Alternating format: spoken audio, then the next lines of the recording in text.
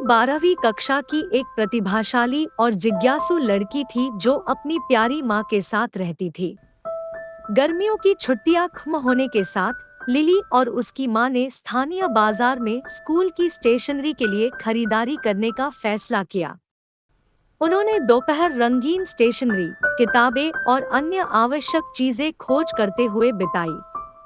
Shop पर एक खूबसूरत डायरी उठाते ही लिली की आंखें उत्साह से चमक उठीं। जैसे जैसे जुलाई शुरू हुआ, नई क्लास के लिए उत्सुकता बढ़ गई। एक शाम खाने के बाद लिली अपने बिस्तर पर बैठी अपनी नई खरीदी गई डायरी के पन्ने पलट रही थी। उसे एहसास हुआ कि पिछले कुछ दिनों में उसके जीवन में जो भी महत्वपूर्ण घटना घटी थी, वह पहले से ही डायरी में लिखी हुई थी, जैसे कि कोई उसके अनुभवों को लिख रहा हो। इस खोज ने लिली को आश्चर्यचकित कर दिया, क्योंकि उसने स्वयं डायरी में कुछ भी नहीं लिखा था। इस रहस्यमय घटना से उत्सुक होकर लिली ने कुछ और दिनों तक डायरी के व्यवहार का निरीक्षण करने का निर्णय लिया। उसे आश्चर्य हुआ, हर रात ठीक 10 बजे डायरी दिन भर में उसके द्वारा किए गए सभी महत्वपूर्ण कार्यों के बारे में डिटेल नोट्स अपडेट हो जाती थी। इस नई शक्ति ने लिली के मन में एक शरारती विचार जगाया। यदि डायरी अतीत की सटीक भविष्यवाणी कर सकती है, तो क्या यह भविष्य को भी आकार दे सकती है? लिली इस अनोखे उपहार की लिमिट्स का परीक्षण करने से खुद को रोक नहीं सकी। एक दिन उसने अगले दिन के लिए डायरी में कुछ लिखने का मन बनाया, यह आशा करते हुए कि यह उसके जीवन में प्रकट हो जाएगा। लिली ने लिखा, कल मैं अपने लिए नई टी शर्ट खरीदूंगी। वह अगले दिन का बेसब्री से इंतजार कर रही थी और कल्पना कर रही थी कि वह गर्व से अपनी नई खरीदी टी शर्ट पहन रही है। हालांकि जैसा कि नियति को मंजूर था, स्कूल से वापस आते समय लिली एक छिपी हुई झाड़ी पर ठोकर खा गई, जिससे वह गिर गई और उसकी ड्रेस फट गई। वह परेशान होकर घर लौटी। उसकी माँ फटे कपड़ों को लेकर चिंतित और क्रोधित दोनों थी।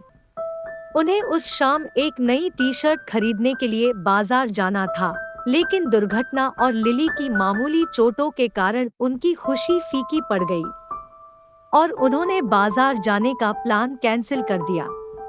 इस बड़े झटके के बावजूद लिली की जिज्ञासा कम नहीं हुई। उसने डायरी की कथित शक्तियों के साथ एक्सपेरिमेंट करना जारी रखा। लिली ने अगले दिन फिर से लिखा, कल हम एक फैंसी होटल में एक आनंदमय पारिवारिक डिनर करेंगे। लिली मुस्कुराने लगी और कल्पना करने लगी कि उसने अपने फैमिली के साथ स्पेशल डिनर लिया।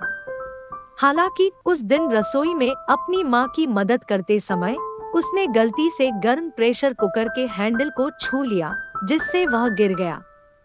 रात के खाने के लिए बाहर जाने से पहले लिली को किचन की गंदगी और खुद को साफ करने का निर्देश दिया गया था। लिली डिनर करने के लिए गई तो थी, लेकिन अब मम्मी की डांट और पनिशमेंट से खुशी का माहौल गायब हो गया और अपमान की भावना पीछे रह गई थी। बार बार अनपेक्षित परिणामों की इन घटनाओं से लिली की माँ को चिंता होने लगी। उसने एक पैटर्न को महसूस किया और लिली से उसके हालिया बदलते व्यवहार के बारे में बात करने का फैसला किया। एक शाम लिली ने रोते हुए जादुई डायरी के बारे में सब कुछ कबूल कर लिया और बताया कि कैसे वह अपने फायदे के लिए इसकी शक्ति का दुरुपयोग कर रही थी। उसकी माँ स्थिति की गंभीरता को समझते हुए ध्यान से सुन रही थी। लिली की माँ ने कड़ी मेहनत के महत्व और जीवन हमें जो सबक सिखाता है, उसे प्यार से समझाया। उन्होंने इस बात पर जोर दिया कि जादू और शॉर्टकट वास्तविक दुनिया की समस्याओं को हल नहीं कर सकते या सच्ची खुशी नहीं ला सकते। इसके बजाय उसने लिली को चुनौतियों का डटकर सामना करने, अपनी गलतियों से सीखने और दृढ़ता और समर्पण के माध्यम से सफलता के लिए प्रयास करने के लिए प्रोत्साहित किया। आंखों में आंसू के साथ लिली को अपनी माँ के शब्दों के महत्व का एहसास हुआ।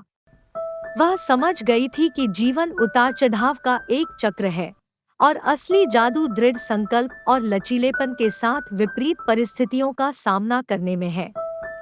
उस दिन के बाद से लिली ने अगली तारीखों के लिए डायरी में कुछ भी न लिखने की कसम खाई। इस कहानी से हमें यह सिखाया जाता है कि हमें अपने लक्ष्यों की ओर संकल्पित रहना चाहिए और मेहनत के साथ कठिनाइयों का सामना करना चाहिए।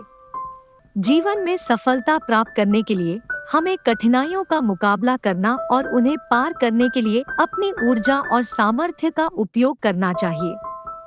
अगर आपको मेरी कहानियाँ अच्छी लगती हो तो कमेंट करके जरूर बताइएगा और मेरे YouTube चैनल को सब्सक्राइब, लाइक, शेयर करना मत भूलना।